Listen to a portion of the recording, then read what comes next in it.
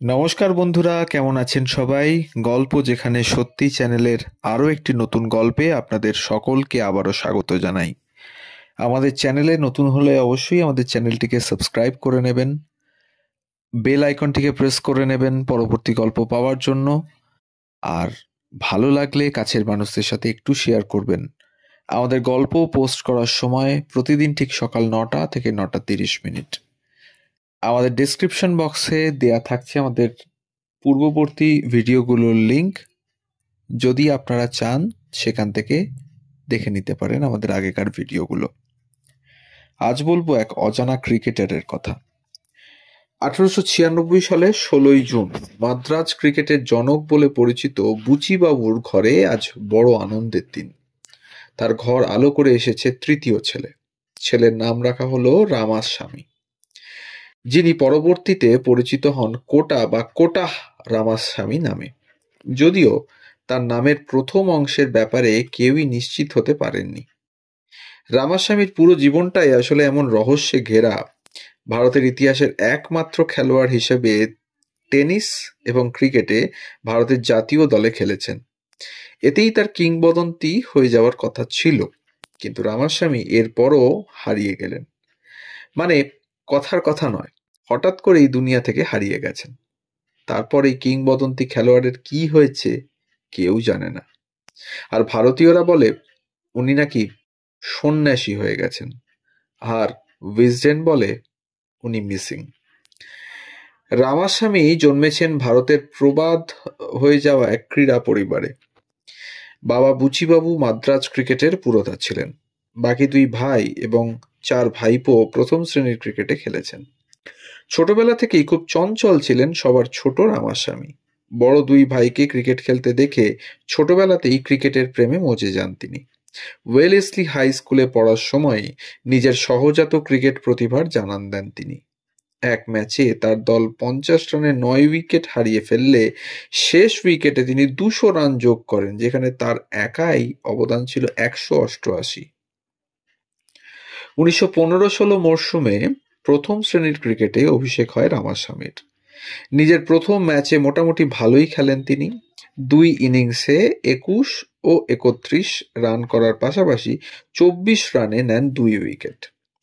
পরের মরশুমেই এক ম্যাচে 92 ও 44 রান করার পাশাপাশি 126 রানে নেন 6 উইকেট।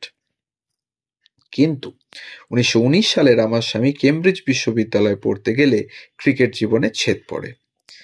রামাস্বামী 1923 সাল পর্যন্ত কেমব্রিজে পড়ালেখা করেন এবং বিশ্ববিদ্যালয়ের হয়ে ডোহার্টি কাপে টেনিসে অংশ নেন। সিঙ্গলসে অংশ নেন 1919 সালে, পেয়ে যান কেমব্রিজের হাফ ব্লু। 1921 সালে ডাবলসে জিতে পূর্ণাঙ্গ ব্লু পান রামাস্বামী। সেখানে পড়াকালীন সময়েই তিনি টেনিস খেলা শুরু করেন এবং বিশ্ববিদ্যালয়ের হয়ে নেদারল্যান্ড সফরে ভালো করার দরুন ডেভিস কাপের দলেও ডাক পান। ডেভিস কাপে নিজেদের প্রথম ম্যাচেই ভারত রোমানিয়াকে 5-0 ব্যবধানে হারায়। রামাস্বামী ডাক্তার হাসান আল ফাইজির সাথে জুটি বেঁধে 6-2, 6-4, 6-0 ব্যবধানে নিকোলাস মিসু এবং মিসু স্টার্নের বিপক্ষে জয় পান। সে বছরের শেষের দিকে হওয়া উইম্বলডন ওপেনেও অংশ নেন তিনি। প্রথম রাউন্ডে ব্রিটেনের উইসেস উইলিয়ামকে হারিয়ে দ্বিতীয় রাউন্ডে উঠলেও ডেভিস কাপে হারানো নিকোলাস মিসুর কাছে হেরে যান তিনি। পরের বছরে ডেভিস কাপেও ভারতের হয়ে প্রতিনিধিত্ব করেন তিনি।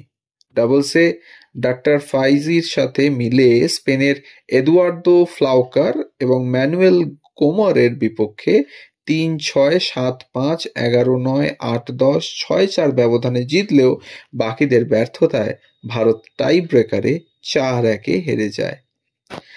কেমব্রিজের পড়ালেখা শেষ করে রামাস্বামী ভারতে ফিরে কৃষি বিভাগে অফিসার হিসেবে চাকরি শুরু করেন। পাশাপাশি মাদ্রাজের হয়ে রঞ্জি ট্রফিতেও নিয়মিত খেলতে শুরু করেন তিনি।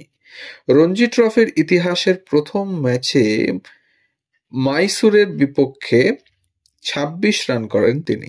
হায়দ্রাবাদের বিপক্ষে চতুর্থ ইনিংসে ম্যাচ জয়ী অপরাজিত 35 রানের ইনিংস খেলার পর জ্যাক রাইডারের অস্ট্রেলিয়া দলের বিপক্ষে ডাক পান।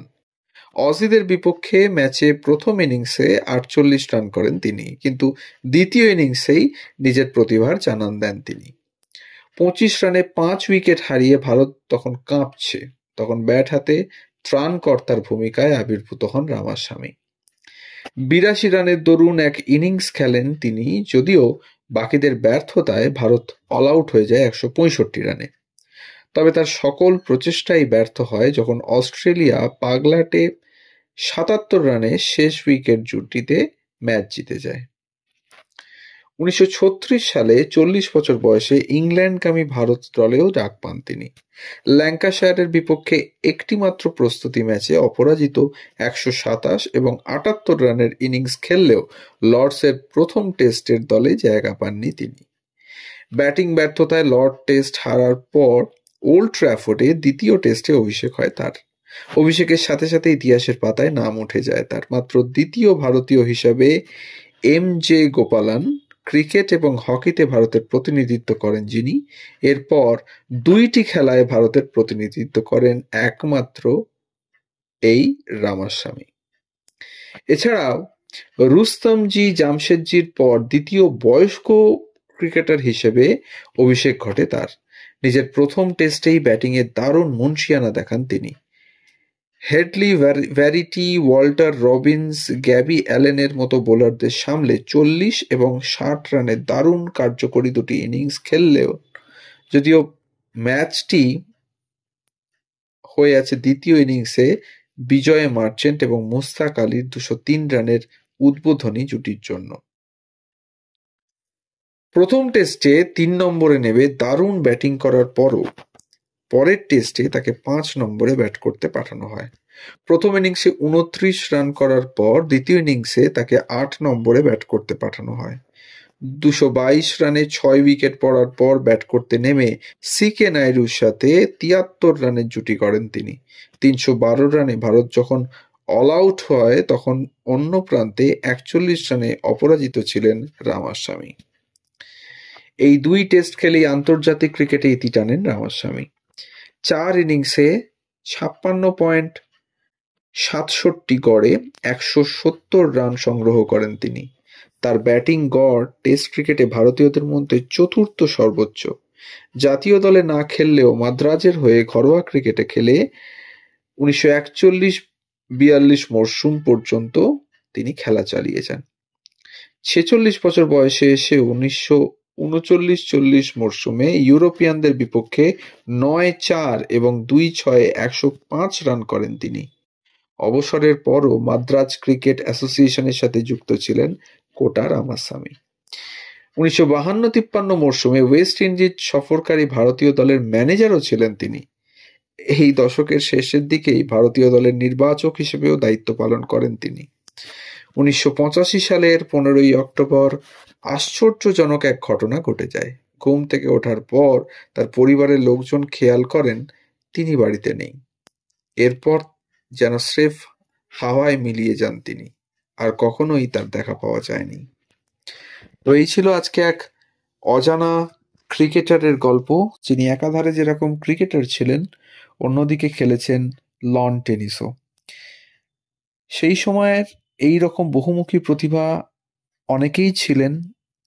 ভারতীয়দের মধ্যে যেরকম চুনি গোস্বামী ক্রিকেট, ফুটবল, টেনিস সবই খেলতে পারতেন, ঠিক সেরকমই রামাস্বামীও 2টি খেলায় পারদর্শী ছিলেন। হয়তো আমরা অনেকেই জানি না তার গল্প। তাহলে আজকে রইল আপনাদের কাছে সেই রামাস্বামীর গল্প।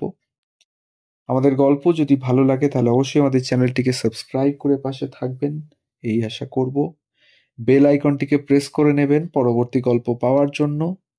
অবশ্যই কাছের মানুষের সাথে একটু শেয়ার করবেন আমাদের গল্পগুলো। সবাই ভালো থাকবেন, সুস্থ থাকবেন। ধন্যবাদ।